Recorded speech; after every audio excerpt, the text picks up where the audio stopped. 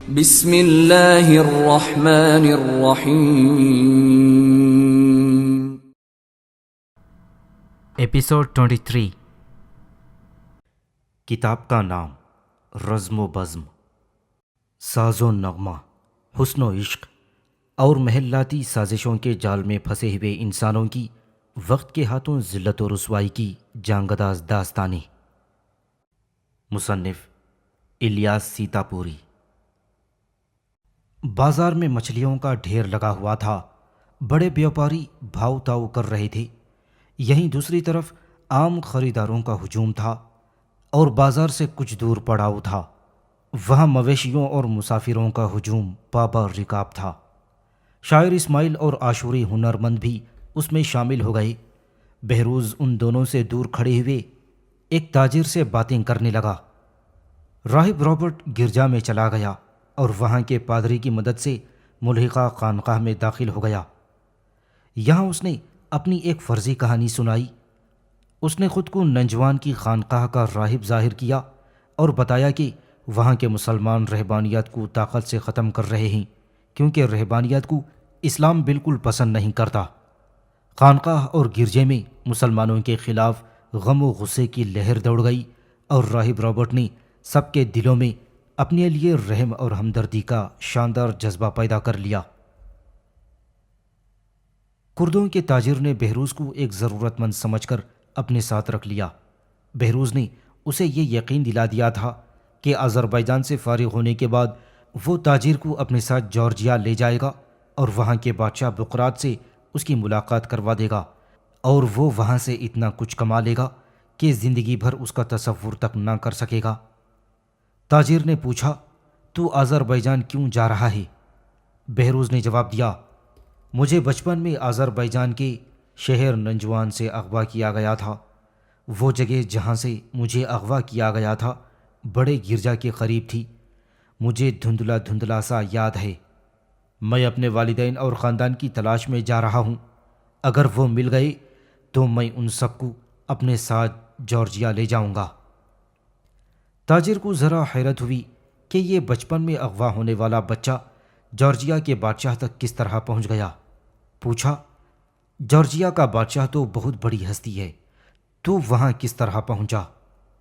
بہروز نے جواب دیا، جارجیا کے ایک شریف انسان نے مجھے خرید کر اپنا بیٹا بنا لیا تھا۔ وہ شریف انسان شاہی خاندان کا ایک فرد تھا۔ بادشاہ نے مجھے دیکھا تو وہ بھی مجھ پر مہربان ہو گیا، اور میں نے بڑا ہو کر آہستہ آہستہ شاہی محل کی نگہداشت میں حصہ لینا شروع کر دیا، اور پھر اتنا اعتماد حاصل کر لیا کہ اب میں بھی شاہی خاندان کا ایک فرد بن گیا ہوں۔ تاجر نے پوچھا، تیرے خاندان کا پتہ تو جارجیا کا بادشاہ خود اپنے وسائل سے چلا سکتا تھا، پھر تجھے تنہا کیوں آنے دیا یہاں؟ بہروز نے جواب دیا، میں بیت المقدس کی زیارت کے بہانے یہاں آیا ہوں، کیونکہ بادشاہ اور شاہی خاندان کو میرے خاندان اور والدین سے کوئی دلچسپی نہیں تھی۔ تاجر مطمئن ہو کر خاموش ہو گیا تو بہروز نے کہا، میں آپ کی ہر خدمت کروں گا، بس آپ میری کھانے پینے سے مدد کرتے رہیں، اس کے علاوہ یہ کہ آپ میرے بارے میں کسی کو کچھ بھی نہ بتائیں۔ تاجر نے اسے یقین دلایا، میری طرف سے تو مطمئن رہ، لیکن اپنے وعدے کو یاد رکھنا، میں مسیحی ملکوں اور شہروں میں تجارت کرنا چاہتا ہوں، وہاں تو میری ضرور مدد کرے گا۔ بہروز نے زور و شور سے وعدہ کیا، اس کی تو آپ بالکل فکر مت کریں، میں آپ کو جارجیا کے بادشاہ کی مدد سے قسطنطنیہ کے دربار تک پہنچا دوں گا۔ تاجر دل ہی دل میں خوش ہو رہا تھا کہ خوش نصیبی نے اچانک ہی اس کے خیمے میں قدم رنجہ فرما دیا ہے۔ شاعر اسماعیل نے اپنے لیے ایک فوجی سردار کو پسند کیا تھا۔ یہ آرمینی فوجی سردار سلطان الپ ارسلان کے پاس تاوان کی رقم لے کر جا رہا تھا، تاوان کی وہ رقم جو سلطان نے آرمینیا کی تسخیر کے بعد اس کے ذمے واجب کر دی تھی۔ شاعر اسماعیل نے اس سردار کی شان میں چند شعر موزوں کر دیے اور سردار کے دل میں جگہ بنا لی۔ آرمینی سردار نے اسماعیل سے پوچھا، تو ننجوان کیوں جا رہا ہے؟ شاعر اسماعیل نے جواب دیا، سلطان الپ ارسلان کے دربار میں رسائی حاصل کرنے کے لیے۔ آرمینی سردار نے مشورہ دیا، تو وہاں مت جا، میرے ساتھ رہ، میں تجھے آرمینیا کے حاکم اور جارجیا کے بادشاہ سے ملوا دوں گا اور تو ان دونوں جگہ سے بہت کچھ کما لے گا، لیکن اس سے پہلے تو ہمارے لیے ہماری شان میں شعر کہے گا۔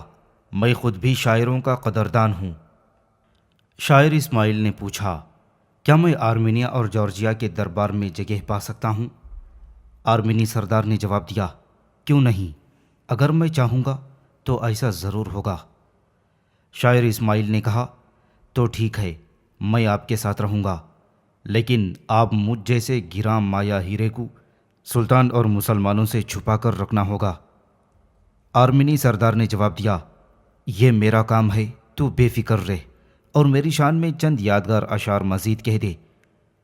شاعر اسماعیل نے وعدہ کر لیا اور اس نے آرمینی سردار کی شان میں چند اشعار اور کہہ دیے تھے۔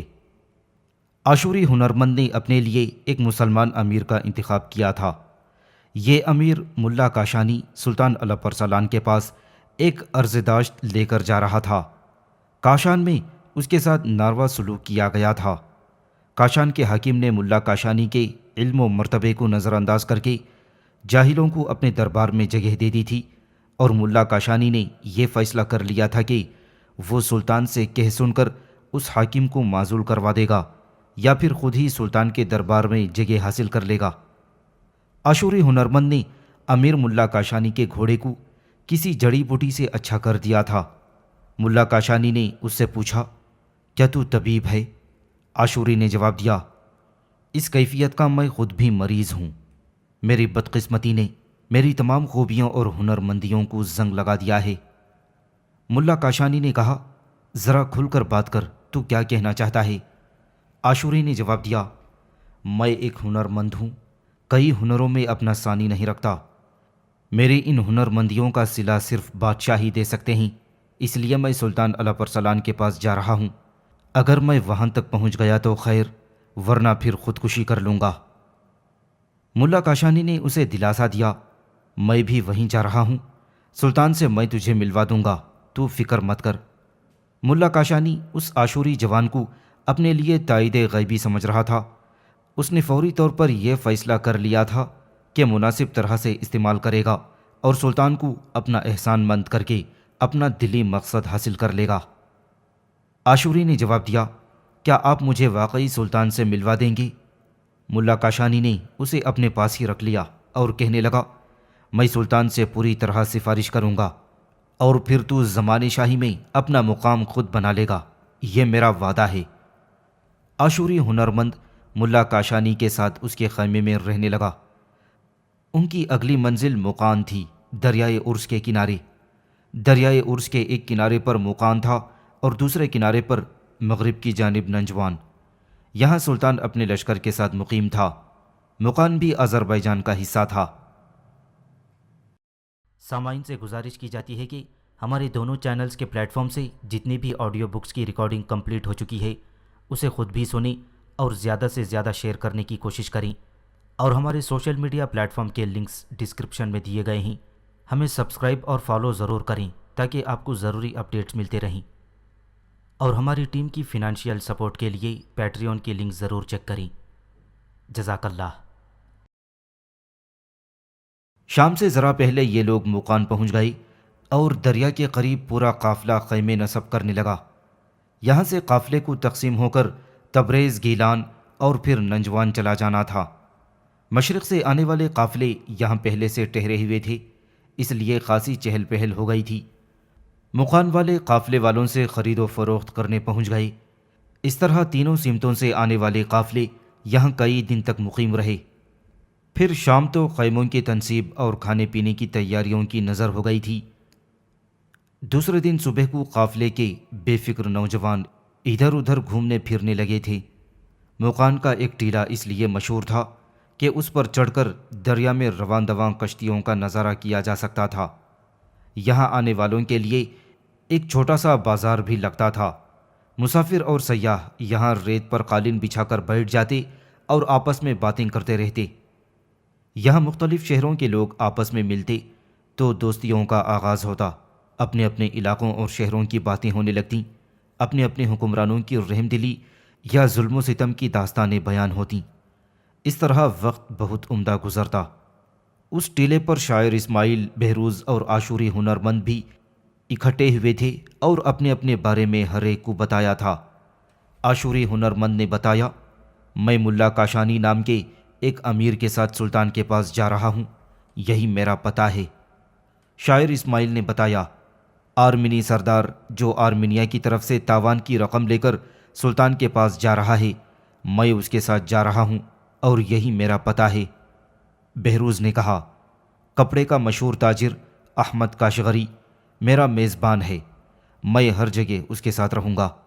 سلطانی دربار کے سوا اس کاشغری تاجر کے آس پاس مجھ سے ملاقات کی جا سکتی ہے۔ یہاں عاشوری ہنرمند نے بہروز سے پوچھا، اگر میں اپنے مقصد میں ناکام رہا تو مجھے کیا کرنا ہوگا؟ بہروز نے حیرت سے کہا، ناکامی کیا ہوتی ہے؟ اس لفظ کو اپنے دل و دماغ سے کھرچ کر نکال دو، میں ناکام انسانوں سے تعلق ہی نہیں رکھتا۔ شاعر اسماعیل نے پوچھا، اگر میں گرفتار کر لیا گیا اور سلطان نے میرے لیے قتل کی سزا تجویز کر دی تو اس وقت تو میرے لیے کیا کر سکتا ہے؟ بہروز نے جواب دیا، تو ایسا وقت ہی مت آنے دینا، اپنی بے پناہ شعری صلاحیت اور قابلیت سے فائدہ اٹھا کر سلطان کو ایک بار پھر قائل اور اپنا مداح بنا لی، اسی میں تیری اور ہماری جیت ہے۔ شاعر اسماعیل نے کہا، پھر بھی اگر میں ناکام رہا تو آپ کیا کریں گے میرے لیے؟ بہروز نے جواب دیا، میں نے تو بتا دیا کہ میں ناکامی کا لفظ کسی کی زبان سے سننا ہی نہیں چاہتا۔ ناکام انسان کو مر جانا چاہیے تاکہ کامران انسان اس کی جگہ لے لے۔ بصورت ناکامی میں تیری کوئی مدد نہیں کر سکتا۔ میری دوستی اور میرا تعلق کامیابی اور کامرانی سے ہے، ناکامی اور ناکامیابی سے نہیں۔ شاعر اسماعیل حیرت سے بہروز کی صورت تک رہا تھا۔ میں نے ناکامی کی بات اس لیے کی ہے کہ میں سلطان کا معتوب ہوں، سلطان مجھ سے ناراض ہے، میں تاریک پہلو کو کسی طرح نظر انداز نہیں کر سکتا۔ بہروز نے کہا، تو پھر تجھ سے یہی امید کی جا سکتی ہے کہ تو اپنی جملہ صلاحیتیں بروئے کار لائے، دوسرے لفظوں میں یہ کہ تو اپنی زندگی بچانے کے لیے جان پر کھیل جائے۔ دوسروں کی نظریں بھی ان تینوں پر پڑ رہی تھیں، اس لیے بہروز نے کہا، اب ہمیں الگ الگ ہو جانا چاہیے۔ پھر بہروز ہی سب سے الگ ہوا تھا۔ شاعر اسماعیل نے عاشوری جوان سے کہا، اب صرف ہم دونوں ملیں گے اور نہایت اہم باتیں کریں گے۔ عاشوری ہنرمند بہروز کے زیر اثر تھا۔ اس نے جواب دیا، بہروز کی بات ہی کچھ اور ہے، ہم دونوں اسے نظر انداز نہیں کر سکتے۔ شاعر اسماعیل نے کہا، میں نے جو کچھ بھی کیا ہے بہروز کے مشورے اور ایما پر کیا ہے، اس لیے بہروز کا یہ فرض ہے کہ وہ میری مدد کرے، مجھے بھی ایسے مشورے دے کہ میں خود میں ہمت و حوصلہ محسوس کرنے لگوں۔ عاشوری ہنرمند نے اسے تسلی دی، تو مت گھبرا، تیرے لیے میں بہروز سے مشورہ کروں گا، تو ہمت نہ ہار۔ دونوں نے نیچے دریا میں کشتیوں کو آتے جاتے دیکھا۔ مسافروں میں بوڑھے اور بچے، ہر عمر کے لوگ سفر کر رہے تھے۔ عاشوری نوجوان کو تلاش کرتا ہوا امیر ملا کاشانی ان دونوں کے پاس پہنچا اور بڑبڑانے لگا، تو یہاں گپ شپ لگا رہا ہے اور میں تجھے تلاش کرتا پھر رہا ہوں۔ عاشوری جوان بالکل ایسا بن گیا تھا جیسے شاعر اسماعیل سے واقف ہی نہ ہو۔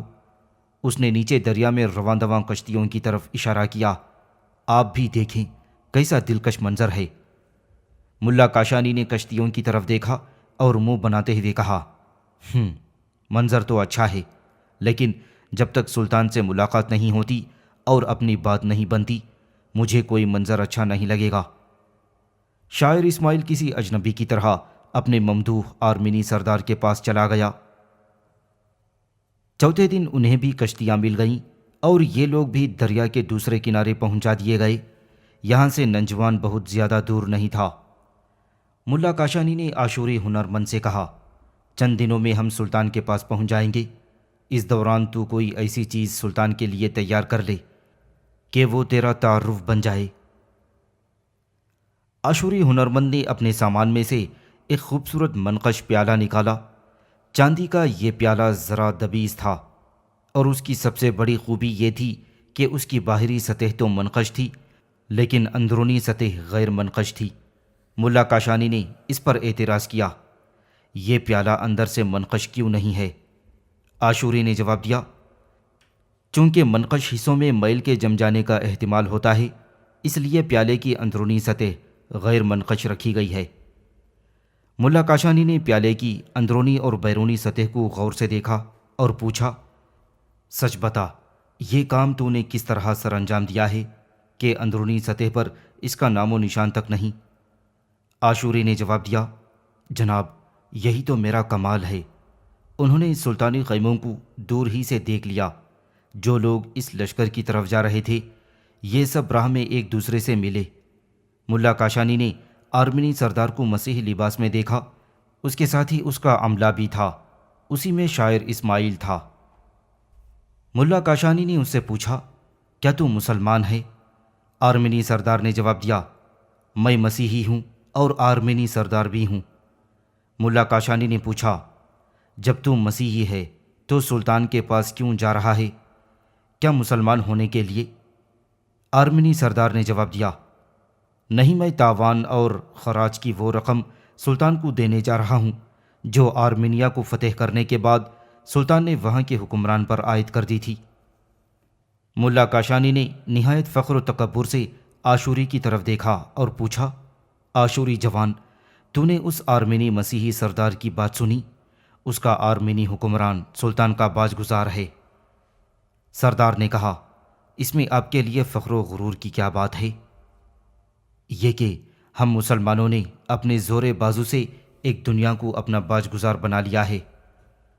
سلطان سے ملنے والوں نے اپنے اپنے خیمے سلطانی لشکر سے دور ایک چھوٹے سے میدان میں نصب کر لیے اور سلطان سے ملاقات کرنے کی کوشش کرنے لگے۔ یہاں خواجہ حسن باری باری انہیں اپنے پاس بلا رہا تھا اور ان سے سوالات کر کے یہ اندازہ لگا رہا تھا کہ ان میں سے کون اس لائق ہے جسے سلطان سے ملوایا جائے اور کون سلطان سے ملاقات کا اہل نہیں۔ ملا کاشانی نے خواجہ حسن کو اپنی علمیت سے متاثر کر لیا، لیکن ملانے سے پہلے وزیر نے ملا کاشانی کو یہ مشورہ دیا کہ وہ سلطان کے ساتھ رہنے کی خواہش نہ کرے، بلکہ کاشان واپس چلا جائے، کیونکہ سلطان کا زیادہ وقت سفر میں گزرتا ہے اور ذی علم حضرات اس مشقت کو برداشت نہیں کر سکتے۔ ملا کاشانی نے جواب دیا، آپ مجھے سلطان سے ملوا تو دیں، میں سفر کی صعوبتوں سے نہیں گھبراتا۔ خواجہ حسن نے ملا کاشانی کے ساتھ عاشوری جوان کو دیکھا اور پوچھا، یہ کون ہے آپ کے ساتھ؟ ملا کاشانی نے کہا، یہ عاشوری ہنرمند ہے، میرا آدمی ہے، سلطان اس سے مل کر بہت خوش ہوگا۔ خواجہ حسن نے اس کی ملاقات پر اعتراض کیا، میں اسے سلطان کے پاس نہیں جانے دوں گا، یہ میرے آدمیوں کی نگرانی میں رہے گا، تو تنہا سلطان سے مل سکتا ہے۔ ملا کاشانی مجبور ہو گیا، چلیے یہی صحیح۔ پھر عاشوری ہنرمند سے کہا، تو یہیں رہ، میں تجھے سلطان سے بعد میں ملوا دوں گا، تو فکر مت کر۔ خواجہ حسن سلطان سے ملاقات کرنے والوں کو ایک خیمے میں جمع کر رہا تھا، اس نے عاشوری جوان کو اپنے پاس ہی روک لیا۔ ملا کاشانی نے دوسرے خیمے کی طرف جاتے ہوئے وہ منقش پیالہ مانگا، لا، یہ مجھے دے دے، یہی پیالہ تیرا تعارف بن جائے گا۔ عاشوری ہنرمند نے پیالہ دینے سے انکار کر دیا، اسے میں آپ کی وساطت سے خود ہی پیش کر دوں گا۔ ملا کاشانی نے اعتراض کیا، تو کیا پیش کرے گا؟ میں تیری تعریف و توصیف کروں گا، اس کے بعد کہیں تیرا۔ خواجہ حسن نے پوچھا، آخر بات کیا ہے؟ یہ تیرا کون ہے؟ یہ میرا غلام ہے۔ عاشوری ہنرمند نے انکار کر دیا، نہیں، میں اس کا غلام نہیں ہوں، ہم دونوں قافلے میں ایک ساتھ سفر کر رہے تھے، بس وہیں ایک دوسرے کا تعارف ہو گیا۔ خواجہ حسن نے ملا کاشانی سے پوچھا، کیا یہ درست ہے؟ ملا کاشانی نے جل کر جواب دیا، یہ درست تو ہے، مگر اب میں سلطان سے اس کا ذکر تک نہیں کروں گا۔ خواجہ حسن نے کہا، تو کیا کسی کی سفارش کرے گا؟ تو خود ہی کسی کی سفارش کا طالب ہے، تو سلطان کے پاس اکیلا ہی جائے گا۔ ملا کاشانی کے چلے جانے کے بعد خواجہ حسن نے عاشوری سے پوچھا، ہاں، اب بتا کہ معاملہ کیا ہے؟ عاشوری ہنرمند نے ساری باتیں سچ سچ بتا دیں۔ پہلے تو میں نے یہی سوچا تھا کہ اس کے ذریعے سلطان سے ملوں گا، لیکن جب اس نے مجھے آپ کے سامنے اپنا غلام کہہ دیا تو میں برداشت نہیں کر سکا۔ یہ تو جھوٹا انسان ہے، میں اس پر بھروسہ نہیں کر سکتا۔ خواجہ حسن نے پوچھا، تو کون کون سا ہنر جانتا ہے؟ آشوری ہنرمند نے اپنے سارے ہنر گنوا دیے۔ اور وہ پیالے کا کیا ذکر تھا؟ آشوری نے اپنی آبا کے اندر سے پیالہ نکالا اور خواجہ حسن کے سامنے کر دیا۔ یہ پیالہ میرا تیار کردہ ہے، اسے خود میں نے بنایا ہے۔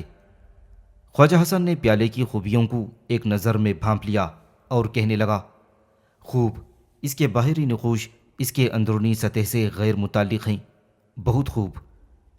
آشوری نے کہا، یہ میرے کمال کی معمولی سی جھلک ہے، میں تو اس سے بھی بڑے کام کر سکتا ہوں۔ خواجہ حسن نے اسے اطمینان دلایا، سلطان سے تیری ملاقات میں کروا دوں گا، لیکن اس شرط پر کہ تو میرے لیے بھی کچھ کام کر دے۔ آشوری نے جواب دیا، بالکل بالکل، میں آپ کے لیے ضرور کام کروں گا، آپ جو حکم دیں گے اس کی تعمیل ہوگی۔ خواجہ حسن نے مسکرا کر طنز کیا، لیکن یاد رکھ، میں ملا کاشانی نہیں ہوں، سلطان سے ملاقات کے بعد کہیں مجھ سے بھی وہی سلوک نہ کرنا جو ملا کاشانی سے کیا ہے۔ آشوری نے جواب دیا، آپ وزیر ہیں، میں آپ کو ناراض کر کے یہاں کتنے دن رہ سکوں گا؟ یہ بھی تو دیکھیے کہ ملا کاشانی نے مجھے اپنا غلام ظاہر کیا تھا، اس نے غلط بیانی کی، میں نے اس کا ساتھ چھوڑ دیا۔ اس پر خواجہ حسن نے کہا، غلط بیانی تو میں بھی کر سکتا ہوں، اور غلط بیانی کون نہیں کر سکتا؟ تو نے اپنے بارے میں جو کچھ بتایا ہے اس میں بھی تھوڑی بہت غلط بیانی ہو سکتی ہے۔ آشوری نے بتایا، میں نے جو کچھ بتایا ہے اس میں ذرا سا بھی مبالغہ نہیں ہے۔ خواجہ حسن نے پیالہ اسے واپس کر دیا اور کہا، اسے چھپا لے، اب میں سلطان کے پاس جاؤں گا تو میں تجھے ایک دوسرے خیمے میں چھوڑ جاؤں گا، جب میرا آدمی تجھے بلانے آئے تو اس کے ساتھ دربار میں آ جانا۔ آشوری نے جواب دیا، آپ جیسا کہیں گے میں ویسا ہی کروں گا۔ خواجہ حسن نے کہا، اسی میں تیرا فائدہ اور تیری عافیت ہے۔ میں سلطان کے سامنے جا کر کیا بات کروں گا یہ بھی مجھے سمجھا دیں۔ وہاں تو زیادہ باتیں نہیں کرے گا، میں خود بات کروں گا۔ ہاں، ملا کاشانی کے بارے میں تو ضرور بات کرے گا۔ آشوری نے حیرت سے پوچھا، میں ملا کاشانی کے بارے میں کیا بات کروں گا؟ میں تو اس سے اچھی طرح واقف بھی نہیں ہوں۔ یہ تو میں بھی جانتا ہوں کہ تو ملا کاشانی سے زیادہ واقف نہیں، لیکن تو ان عالموں سے واقف نہیں۔ ملا کاشانی کو سلطان کے دربار میں اس کے ملازمین میں جگہ نہیں ملنی چاہیے، یہ لوگ سازشیں کرتے ہیں۔ اگر ملا کاشانی کو سلطان کے مقربین میں جگہ مل گئی تو یہ تیری زندگی اجیرن کر دے گا۔ آشوری ہنرمند واقعی ڈر گیا، پھر مجھے کیا کرنا چاہیے؟ خواجہ حسن نے مشورہ دیا، تو ملا کاشانی کی جتنی برائی کر سکے کر، اور میں بھی اس میں تیری مدد کروں گا۔ خواجہ حسن آشوری کو سکھا پڑھا کر چلا گیا اور آشوری کو ایک دوسرے خیمے میں بٹھا دیا گیا۔ سلطان کے سامنے ملا کاشانی بھی تھا اور آرمینی سردار بھی۔ خواجہ حسن سلطان سے انہیں ملوا رہا تھا۔ آرمینی سردار نے اپنے ساتھ لائی ہوئی رقم سلطان کی خدمت میں پیش کی اور سلطان کو یقین دلایا، ہر چند کے مسیحی دنیا میں سلطان اور مسلمانوں کے خلاف بے چینی اور اضطراب پایا جاتا ہے، لیکن آرمینی حکمران نے یہ یقین دلایا ہے کہ وہ اس اضطراب اور بے چینی میں شامل نہیں ہے۔ سلطان نے جواب دیا، تو اپنے آقا سے میری طرف سے کہہ دینا کہ میں ان باتوں کی بالکل پرواہ نہیں کرتا، وہ جب چاہے اپنی مسیحی قوم سے ساز باز کر لے۔ پھر سلطان نے باج گزاری کی رقم شاہی خزانے میں جمع کرا دی تھی۔ اس کے بعد خواجہ حسن نے ملا کاشانی کا تعارف کروایا اور کہا کہ کاشان کے حاکم نے اس ذی علم خاندان کے ذی علم شخص کو بہت ستایا ہے۔ سلطان نے ملا کاشانی کو اپنے قریب بلوایا۔ جب وہ سلطان کے قریب پہنچا تو سلطان نے کہا، ہاں، اب بتا تو کیا کہنا چاہتا ہے؟ ملا کاشانی نے اپنی ساری رودات رو دھو کر سنا دی اور درخواست کی، اب میں اپنے وطن میں کسی کو منہ بھی نہیں دکھا سکتا۔ سلطان نے پوچھا، تو پھر کیا کہنا چاہتا ہے؟ سلطان کے آس پاس ذرا سی جگہ درکار ہے، اگر میں کسی لائق ہوں تو اپنی جگہ خود بنا لوں گا، ورنہ سلطان کی طرف سے مجھے جو بھی جگہ مل جائے گی میں اسی پر قناعت کر لوں گا۔ سلطان نے خواجہ حسن کی طرف دیکھا، خواجہ بزرگ، آپ کیا کہتے ہیں؟ خواجہ حسن نے جواب دیا، جناب والا، میں ذاتی طور پر ملا کاشانی سے واقف نہیں ہوں، اس لیے میں رائے دے سکتا ہوں۔ ملا کاشانی نے عرض کیا، میں حضور والا کا بہترین خیر خواہ ثابت ہوں گا۔ اس خیر خواہی کے پیش نظر میں اپنے ساتھ ایک ایسا ہنرمند لایا ہوں جس کا دور دور ثانی نہیں مل سکتا، اور کئی ہنرمندوں کی جگہ وہ تنہا کافی ہوگا۔ سلطان نے پوچھا، یہ تو کس ہنرمند کی باتیں کر رہا ہے؟ ملا کاشانی نے کہا، ایک ایسا ہنرمند جو اپنی ذات میں مجموعہ ہنرمنداں ہے۔ سلطان نے خواجہ حسن کی طرف دیکھا، یہ کیا کہہ رہا ہے؟ یہ کیسی بہکی بہکی باتیں کر رہا ہے؟ خواجہ حسن نے جواب دیا، جناب والا، میں کیا عرض کروں، معلوم نہیں یہ ایسی باتیں کیوں کر رہا ہے۔ سلطان نے پوچھا، جس ہنرمند کا تو ذکر کر رہا ہے وہ کہاں ہے؟ ملا کاشانی نے جواب دیا، اسے میں اپنے ساتھ لایا ہوں، وہ باہر موجود ہے۔ سلطان نے اسے حکم دیا، اسے میرے سامنے لایا جائے۔ ملا کاشانی عاشوری ہنرمند کو بلانے چلا گیا۔ اس کے جاتے ہی خواجہ حسن نے کہا، جناب والا، مجھے تو یہ شخص صحیح و دماغ نہیں لگ رہا۔ سلطان نے پوچھا، وہ کس طرح؟ خواجہ حسن نے جواب دیا، باہر ایک عاشوری ہنرمند آیا تو ہے، لیکن وہ اس کے ساتھ نہیں آیا۔ ابھی کچھ دیر پہلے ملا کاشانی نے اسے اپنا غلام کہہ دیا تھا، اس پر وہ ناراض ہو گیا۔ ملا کاشانی اسے مجبور کر رہا تھا کہ وہ اس کی وساطت سے سلطان کی خدمت میں پیش ہو، لیکن اس نے ایسا کرنے سے انکار کر دیا۔ کچھ دیر بعد ملا کاشانی پھر واپس آ گیا اور خواجہ حسن سے پوچھا، وہ کہاں چلا گیا؟ کون؟ عاشوری ہنرمند، وہی جسے میں اپنے ساتھ لایا تھا۔ خواجہ حسن نے سلطان سے کہا، ملاحظہ فرمائے جناب والا، یہ اپنی بات پر بلا وجہ اڑا ہوا ہے، حالانکہ وہ اپنے طور پر خود آیا ہے۔ ملا کاشانی نے اصرار کیا، اسے میں لے کر آیا ہوں، وہ میرے ساتھ آیا ہے۔ خواجہ حسن نے کہا، آپ ایک ذی علم شخص ہیں، اس لیے غلط بیانی سے پرہیز کریں۔ ملا کاشانی نے کہا، میں جھوٹ نہیں بول رہا۔ خواجہ حسن نے پوچھا، پھر وہ ہنرمند کہاں چلا گیا؟ پتہ نہیں، اسے میں اپنے ساتھ لایا تھا۔ خواجہ حسن نے کچھ دیر بعد عاشوری ہنرمند کو سلطان کی خدمت میں پیش کر دیا اور کہنے لگا، اب سلطان اس سے خود معلوم کر لیں کہ یہ کس کے ساتھ آیا ہے۔ سلطان نے اس سے پوچھا، ملا کاشانی سے تیرا کیا تعلق ہے؟ عاشوری نے جواب دیا، کچھ بھی نہیں، اس کے سوا کہ ہم دونوں ایک ہی قافلے میں سفر کر رہے تھے۔ اس کے بعد عاشوری نے اپنا پیالہ سلطان کی خدمت میں پیش کیا اور کہا، میں سلطان کی خدمت کرنا چاہتا ہوں۔ سلطان نے پیالہ دیکھا اور بہت پسند کیا۔ ملا کاشانی عاشوری سے بہت ناراض تھا، تو نے مجھے جھوٹا کر دیا، اللہ تجھے ذلیل کرے۔ عاشوری نے سلطان سے فریاد کی، یہ شخص مجھے بلا وجہ بد دعا دے رہا ہے، اسے روکا جائے۔ سلطان نے ملا کاشانی کو منع کر دیا، دربار میں اس قسم کی باتیں نہ کی جائیں۔ ملا کاشانی نے عاشوری کو سلطان کی نظروں میں گرانے کی کوشش کی۔ جناب والا، یہ آرمینی حکومت کا مجرم ہے، اس پر جعلی سکے بنانے کا الزام ہے، اور آرمینی حکومت اسے اس جرم میں سزائے موت سنا چکی ہے، مگر یہ مغرور ہے۔ خواجہ حسن ہنسنے لگا، اس کا دماغی توازن مشتبہ ہے۔ عاشوری نے پھر فریاد کی، حضور والا، اس آدمی کو آخر ہو کیا گیا ہے؟ یہ کبھی تو مجھے گالی دیتا ہے، کبھی بد دعا اور کبھی مجرم قرار دیتا ہے۔ سلطان نے ملا کاشانی سے پوچھا، یہ تجھے کس نے بتایا کہ آرمینی حکومت جعلی سکے بنانے کے جرم میں اسے موت کی سزا کا فیصلہ سنا چکی ہے؟ ملا کاشانی نے جواب دیا، یہ بات اس نے خود بتائی تھی۔ سلطان نے عاشوری کی طرف دیکھا۔ خواجہ حسن نے آہستگی سے کہا، مجھے تو ملا کاشانی اس لائق نہیں لگتا کہ اسے دربار میں جگہ دی جائے۔ پھر عاشوری نے صدائے احتجاج بلند کی، اسے روکا جائے، یہ مجھے سلطان کی نظروں سے گرا دینا چاہتا ہے۔ اب سلطان کی طبیعت میں انقباض آ گیا تھا۔ اس نے خواجہ حسن کو حکم دیا، ملا کاشانی کو کاشان واپس جانے کا حکم دیا جائے اور وہاں کے حاکم کو لکھ دیا جائے کہ ملا کاشانی کے ذہنی اور دماغی فطور کے پیش نظر اس پر رحم دلانہ نظر کی جائے۔ ملا کاشانی مضطربانہ کھڑا ہو گیا جناب والا، میں بالکل ٹھیک ہوں، میں پاگل نہیں ہوں۔ خواجہ حسن نے آہستگی سے کہا، ہر پاگل اپنے بارے میں یہی سمجھتا ہے۔ سلطان اٹھ کر خیمے کے دوسرے حصے میں جانے لگا اور خواجہ حسن کو ہدایت کی آشوری جوان کو دوبارہ پیش کیا جائے۔ خواجہ حسن، آشوری ہنرمند اور ملا کاشانی ایک ساتھ باہر آئے۔ خواجہ حسن نے آشوری سے پوچھا، تو کہاں ٹھہرا ہوا ہے؟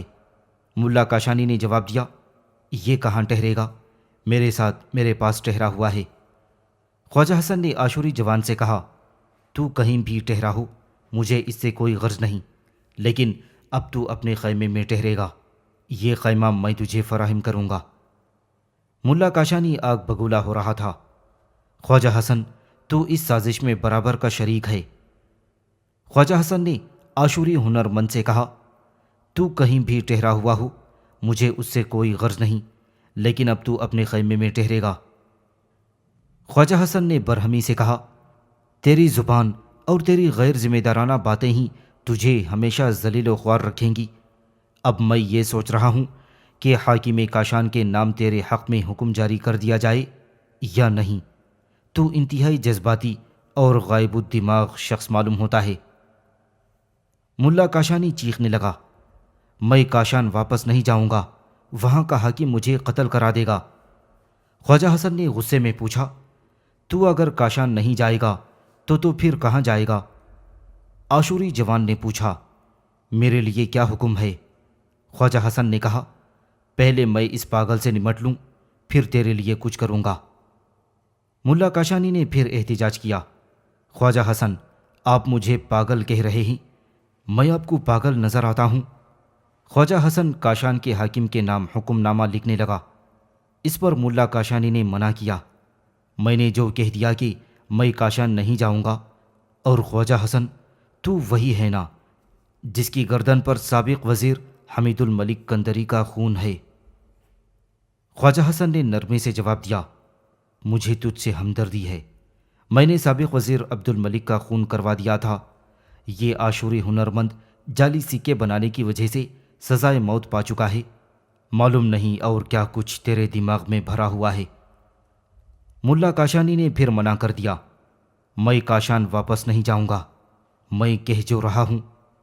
خواجہ حسن نے جواب دیا، یہ سلطان کا حکم ہے کہ تجھے کاشان واپس بھیج دیا جائے، تجھے کاشان واپس جانا ہی پڑے گا۔ خواجہ حسن نے حکم نامہ لکھ کر ملا کاشانی کے ہاتھ میں دے دیا اور کہا کہ اب تو جا سکتا ہے، آج اور اسی وقت۔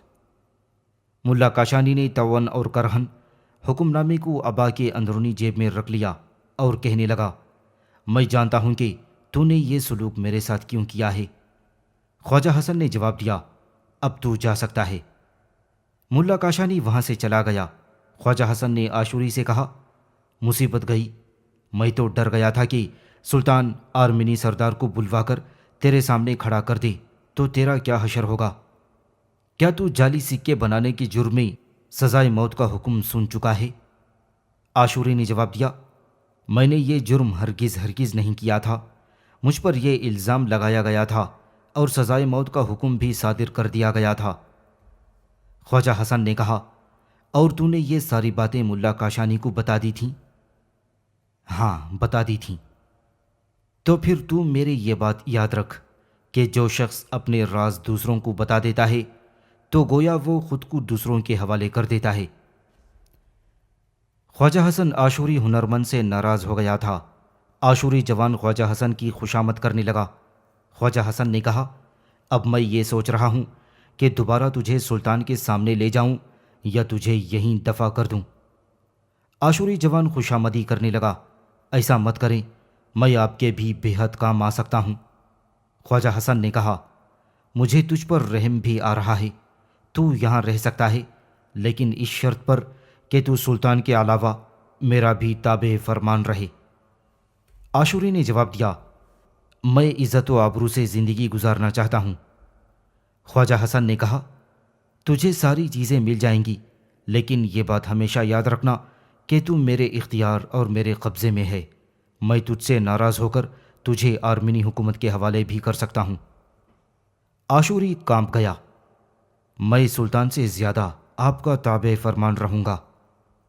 خواجہ حسن نے عاشوری ہنرمند کو سلطان سے دوبارہ ملوا دیا اور سلطان اس کے اس ہنر سے زیادہ خوش ہوا کہ وہ لکڑی کے بڑے بڑے برج بھی تیار کر سکتا ہے۔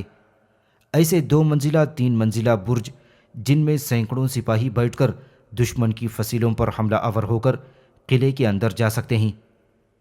یہ 2 منزلہ اور 3 منزلہ برج پہیوں پر حرکت کرتے تھے اور انہیں حسب منشا دوسری جگہ پر بآسانی لے جایا جا سکتا تھا۔ سلطان نے اسے حکم دے دیا کہ ایسے برج تیار کیے جائیں۔ پھر خواجہ حسن اسے اپنے خیمے میں لے گیا اور کہنے لگا، مبارک ہو، تو کامیاب ہوا، اب تو چند کام میرے بھی کرے گا۔ عاشوری نے جواب دیا، میں آپ کا ہر کام پہلے کروں گا۔ شاید تو نساج بھی ہے؟ ہاں، میں یہ کام بھی جانتا ہوں، سوتی دھاگوں کی آمیزش سے۔ عاشوری نے جواب دیا، ہاں میں یہ کام بھی جانتا ہوں، سوتی دھاگوں کی آمیزش سے ایسا ریشم تیار کر سکتا ہوں جس کی نقل بھی ناممکن ہے۔ خواجہ حسن کچھ سوچ رہا تھا، پرخیال لہجے میں پوچھا، اور تو خیاط بھی ہے؟ عاشوری نے جواب دیا، ہاں میں خیاط بھی ہوں، اور ایسے ایسے لباس تیار کر سکتا ہوں کہ انسان اپنے قدرتی حسن سے زیادہ حسین نظر آنے لگے۔ خواجہ حسن نے پوچھا، تب پھر تو یہ دونوں کام میرے لیے کرے گا؟ میرے لیے یعنی خاص میرے لیے نہیں، بلکہ جارجیا کی شہزادی ہیلینا کے لیے۔ میں اس کی شادی کے موقع پر ایسا لباس بنانا چاہتا ہوں، ایسا لباس دوں گا کہ جو اس سے پہلے اس نے نہ دیکھا ہو، نہ پہنا ہو۔ عاشوری جوان کو اچانک ہی تلاش اور جستجو کے بغیر ہی گویا گوہر مقصود حاصل ہو گیا تھا۔ اس نے حیرت سے پوچھا، جارجیا کی شہزادی ہیلینا؟ مگر وہ یہاں کہاں سے آ گئی؟ خواجہ حسن نے اسے مختصر رودات سنا دی۔ سلطان نے اسے میری خاطر طلاق دے دی ہے اور مجھے حکم دیا ہے کہ میں اس سے شادی کر لوں۔ میں چند ماہ بعد شادی کروں گا اور شادی پر تیرا تیار کردہ لباس اسے پہناؤں گا، تیرا بنایا ہوا بے مثل کپڑا اور تیرے ہاتھ کا سلا ہوا لاجواب لباس۔ میں تجھے پا کر یہ سوچ رہا ہوں کہ اللہ نے تجھے میرے پاس ہیلینا کو خوش کرنے کے لیے بھیجا ہے۔ عاشوری جوان کو بہروز یاد آ رہا تھا، وہ بہروز جو ہیلینا کی تلاش اور حصول کے لیے یہاں آیا ہوا تھا، اور وہ خود بھی بہروز کی خواہش اور منصوبے کا ایک اہم کردار تھا۔ عاشوری جوان نے کہا، میں نے ہیلینا شہزادی کے بارے میں سنا تو تھا، لیکن میں نے یہ کبھی نہیں سوچا تھا کہ میں شہزادی کا اس حد تک قرب حاصل کر لوں گا کہ… خواجہ حسن نے، جو اس کی باتوں میں کوئی دلچسپی نہیں لے رہا تھا، حکم دیا، تو جلد سے جلد اپنا کام شروع کر دے۔ عاشوری جوان نے درخواست کی، کیا میں شہزادی ہیلینا کو دیکھ بھی سکتا ہوں اور اس سے بات بھی کر سکتا ہوں؟ خواجہ حسن نے جواب دیا، کیوں نہیں؟ عاشوری جوان نے کہا، تب پھر میں کل ہی سے اپنا کام شروع کر دوں گا۔ خواجہ حسن نے کہا، عدت کی مدت گزارنے کے بعد ہی شہزادی تیرے سامنے آ سکے گی۔ اب عاشوری جوان کو اپنے کسی ساتھی کی تلاش تھی جس کے ذریعے وہ بہروز کو یہ خوشخبری پہنچانا چاہتا تھا کہ وہ کس طرح اچانک شہزادی ہیلینا تک پہنچ چکا ہے، اور خداوند مسیح نے چاہا تو وہ شہزادی ہیلینا کو ایک دن اس کے پاس پہنچا دے گا، چاہے اس جد و جہد میں اس کی جان ہی کیوں نہ چلی جائے۔